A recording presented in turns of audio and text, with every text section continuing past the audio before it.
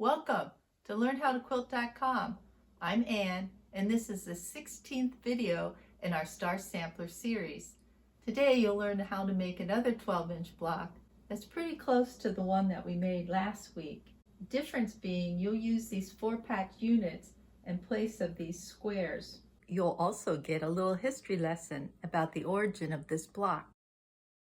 In the last video you learned about these isosceles and scalene triangles and methods for cutting these out using your rotary rulers. Today I'll show you another technique that you can use to make this unit. I find that this technique really helps with my accuracy. So come on in and let's get started. You can download a copy of these directions at LearnHowToQuilt.com. Look under the Quilt Classes tab and then scroll down to the Star Sampler class. Make sure you click on the directions for the 12-inch block because I have another set of directions that look almost identical for the 6-inch block. To make this block, you only need a few scraps of fabric. Now I'll be following the same value placements as you could see in the original block. The star rays are dark and the 4 patches are a mixture of a medium and a light. So in today's block, I'll be using this fabric for the star points, these fabrics for the lights, and this will be the medium. In the last video, you saw how to draw up these star rays in the background. Then you learned the formulas for figuring out the cutting sizes. Today, you'll learn how to make this unit by paper piecing. For each 12-inch block, you'll need 4 of these sections. So you'll have to print up 2 of these sheets, or you can draw it out on graph paper like I did here. Then add a 1/4-inch seam allowance all the way around the outside edge.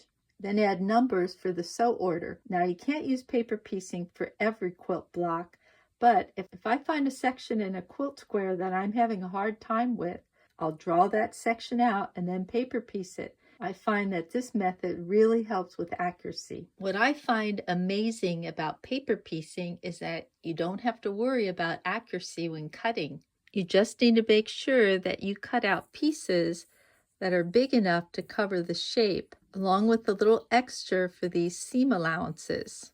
Now I know this is a triangle, but I think it's easier to cut these square shapes.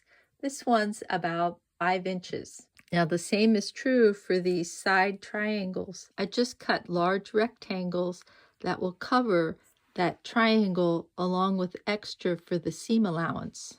Now sometimes I do go in and cut these triangle shapes out, but for me that's a little bit harder. So let me see, I'm going to put this over the top and I'm going to peek, and let's see, that's going to be, oh, if I cut it about this big, this is going to be way more than I need. But let me check that out. Yeah, this piece definitely will cover that. Before I get started sewing, I like to fold these lines, and I find it easiest if I use an old postcard or a card to make that fold. But it's not necessary.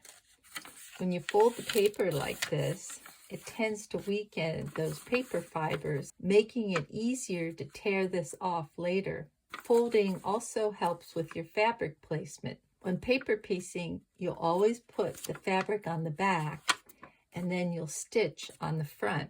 So I'll start with fabric number 1 here. It will go on the back of the paper over that fabric number 1 spot. So what I like to do is pin this in place like so.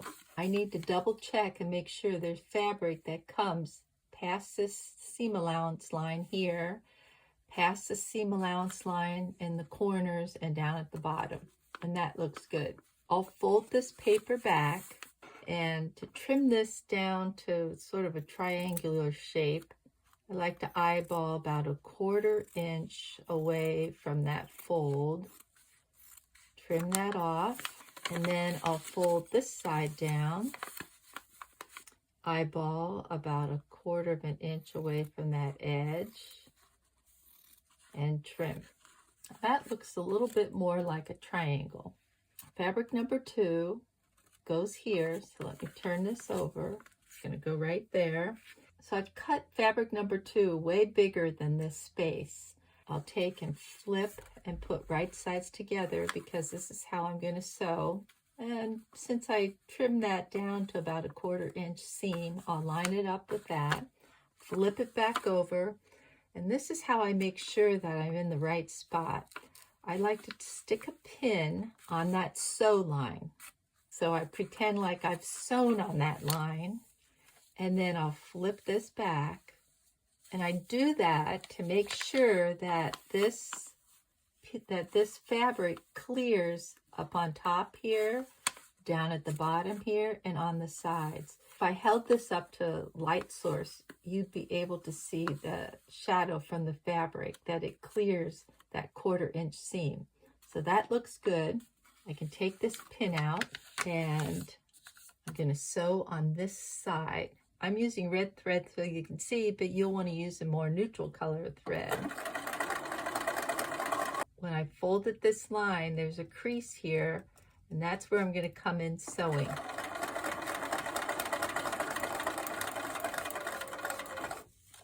Then I'm just going to sew straight down this dark line here. When I get to the end of that line, I just continue sewing till I pass the dashed line. I'll fold this back, and then I'll finger press this line. I'm ready for fabric number 3. Instead of cutting that triangle out, what I usually like to do is just use a big rectangle. You're going to waste a little bit more fabric, but I think it makes it less confusing. So let me take and put this rectangle on the back, and you can see that it doesn't make any difference which side I'm on. It's still going to cover that space. I'm going to put right sides together, and I'll line it up along that edge. I'm over here. I want to pin as a check and make sure it's going to cover after I sew. So I pin on my sew line, I come back over here, and I'll pull this back. And I see that after I sew that, it's going to cover the whole area. So that looks good. Let me unpin that. So you want to come in past the dashed lines. And to end, you want to go all the way through past those dashed lines. Fold this back and then finger press that down. Now you might say, that doesn't look much like what it's supposed to look like. So you're right. I'll turn it over, and I can either use my rotary cutter or a pair of scissors and trim the edge there. And here's my completed star ray. You'll notice that this is exactly 1/4 inch from the edge here. And down here in this corner, when I sew these 1/4 inch seams, I'll hit this point down here. To make these 4 patch units in the corners and in the center, you'll need to cut 2 strips of fabric 2.5 inches wide. Sew the strips together using 1/4 inch seam allowances and then press towards the dark. After pressing, you'll want to cut 2.5 inch segments off of your strip. You'll need 10 of these segments. Turn one of the segments to make a 4 patch block. Put right sides together, making sure to match that seam, and stitch. After stitching, press your seam. You'll need 5 of these 4 patch units. When all the units have been completed, lay out your block. So a little confession here. After I finished this video, I realized this isn't 5440 or fight block. So sorry for the confusion.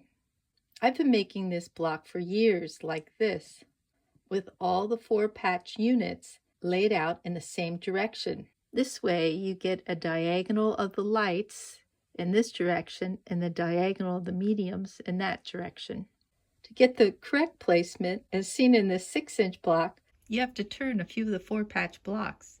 To understand why they have to be placed in these positions, we have to go back in history to the 1800s. when the U.S. was arguing over the border between Canada and the Oregon Territory. This was going on during a presidential election, and one of the candidates decided to use this as a slogan. The border would be drawn at the 5440 parallel.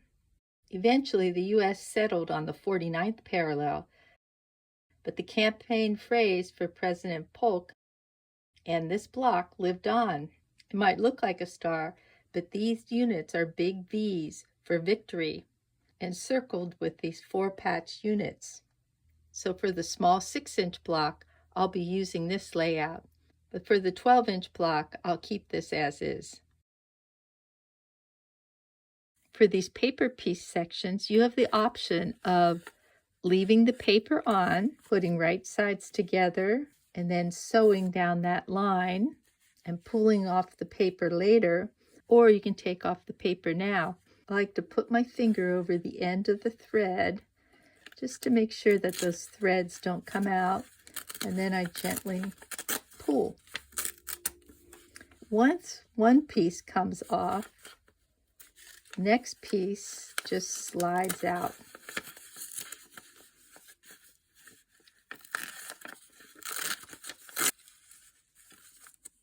If a few of the stitches come out, don't worry about that. You'll be sewing right across that line and those stitches will be locked in. So you'll be sewing in rows. You'll sew this row, and then that row. So I put right sides together. I think I'll try one paper piece and see how that works out.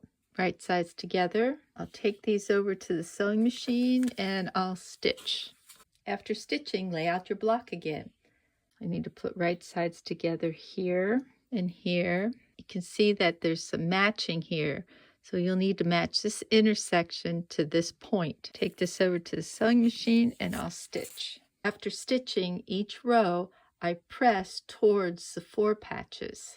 So I've got opposing seams. Now I'm ready to sew these 3 rows together. So you can keep this paper in or take it out. The reason why I like to take it out before I sew is because when you sew this 1/4 inch seam here, it makes it really hard to get that paper out.